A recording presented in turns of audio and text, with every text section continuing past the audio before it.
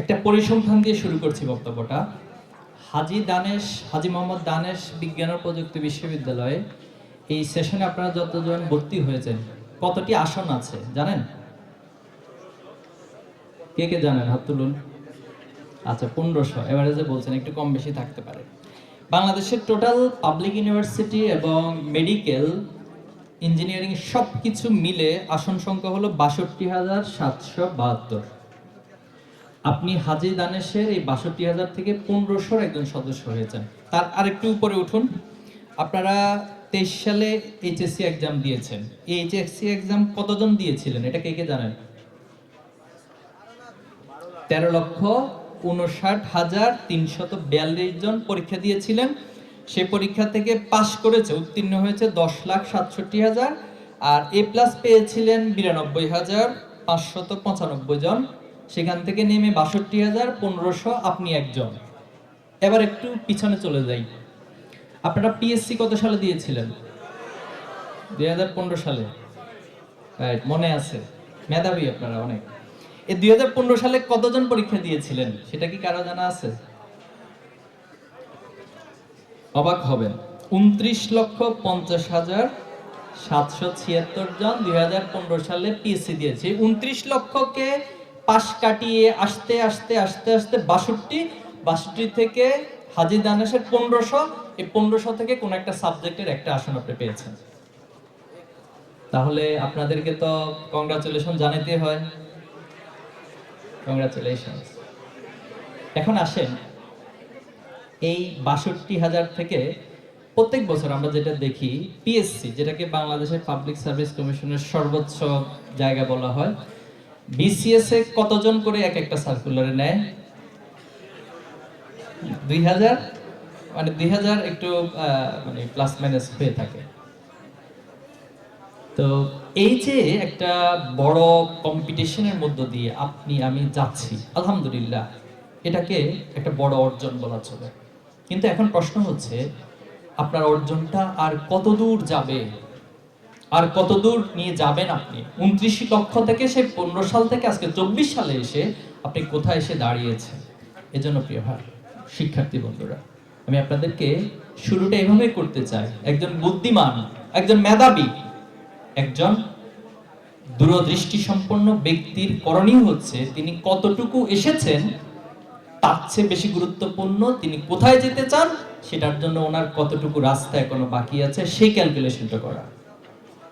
আপনাদেরকে যদি আরেকটু প্রশ্ন করি যে ২০৩০ সাল, আজকে যদি ক্যালকুলেশন করে আপনি কি অর্জন করলেন সেদিন, যেদিন আপনি মাস্টার্স শেষ করে অথবা অনার্স শেষ করে এই ক্যাম্পাসের গেট দিয়ে আপনার ব্যাগপত্র নিয়ে বের হবেন, সেদিন আপনি কি অর্জন করে নিয়ে বের হচ্ছেন সেটাকে একটু সাহিত্যিক মনোভাব দিয়ে কল্পনা করুন তো। বের হচ্ছেন কি নিয়ে? বের হচ্ছেন আজ থেকে ৫০ বছর পর আপনি কোথায় থাকবেন সেই ক্যালকুলেশন আপনাকে করা উচিত। আজ থেকে ১০০ বছর পর কোথায় থাকবেন চিন্তা করা যায়?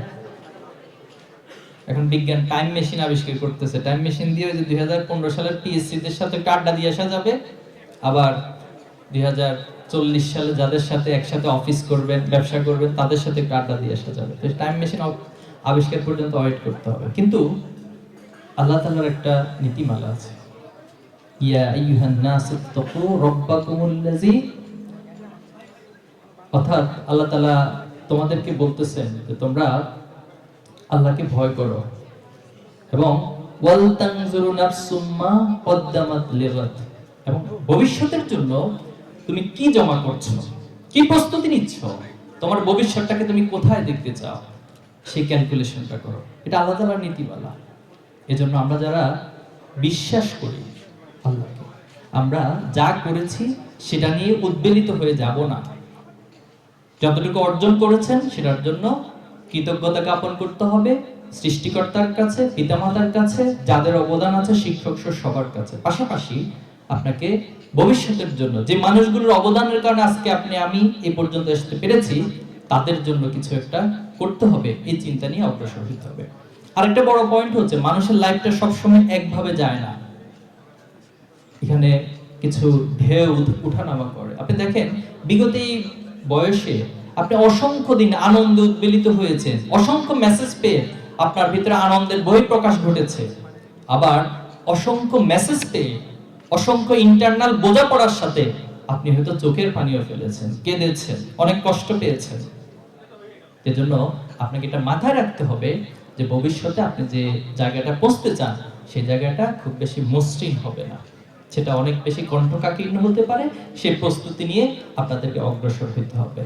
পারা যাবে ইনশাআল্লাহ ভাইয়েরা, বোনেরা।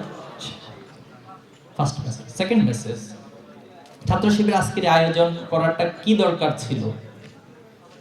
খুব বেশি কি প্রয়োজন ছিল আয়োজনটা করার?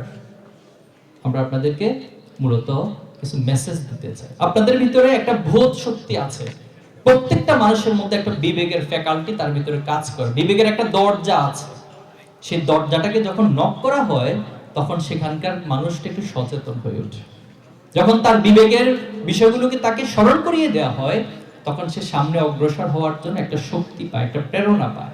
ছাত্র শিবির আয়োজন হচ্ছে আপনারা যে কাজটাই সমাজের জন্য করতে চান, নিজের জন্য করতে চান, সেই কাজটাকে আবার একটু স্মরণ করিয়ে দেওয়া, আপনাদের ভিতরে একটা বোধ শক্তি জাগ্রত করে দেওয়া, একটা স্বপ্নকে বড় করে দেখার জায়গা তৈরি করে দেওয়া। মূলত এই জন্য আজকের এই আয়োজন।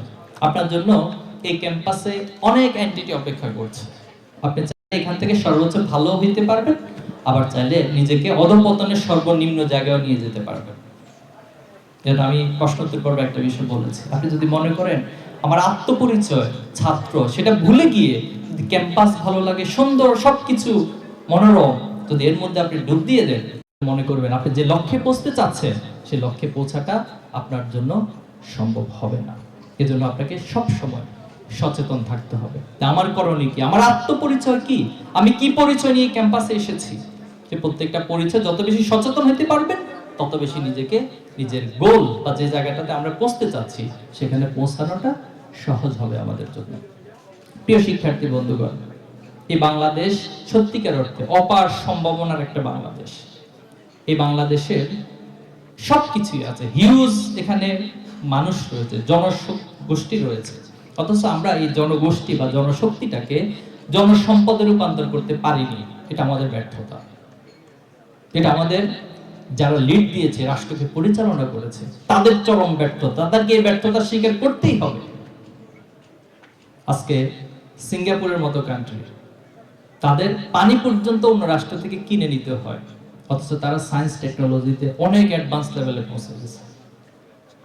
যে মালয়েশিয়া একসময় জঙ্গল, বন জঙ্গলের একটা অভয়ারণ্য ছিল, সেই মালয়েশিয়াতে আজকে আমরা শ্রমশক্তি পাঠানোর জন্য আমাদের দেশের মানুষরা নৌকাতে বিভিন্ন সাগরে ডুবে মরতে আমরা দেখছি। তাহলে যে জাপান আপনারা জানেন যে সেকেন্ড ওয়ার্ল্ড ওয়ারে তাদের এখানে যখন অ্যাটম বোম ফেলা হলো, এত বেশি ধ্বংসযজ্ঞ হয়েছে, এই রাষ্ট্রটা পরবর্তীতে রান করবে কি করবে না এটার জন্য একটা প্রস্তাবনা উত্থাপন হয়েছিল যে রাষ্ট্রটা কি আসলে থাকবে কিনা, নাকি বিলীন করে দেবে এই রাষ্ট্রটাকে। অথচ সেই জাপান আজকে তাদের অবস্থানটা কোথায় নিয়ে গিয়েছে। আর আমাদের এখানে এত হিউজ জনগোষ্ঠী রয়েছে, পৃথিবীর সর্বোচ্চ সি বিচ বাংলাদেশে অবস্থিত, আপনি এটাকে কাজে লাগাইতে পারেন না, শুধু যান মাঝে মাঝে পা ভিজে চলে আসে।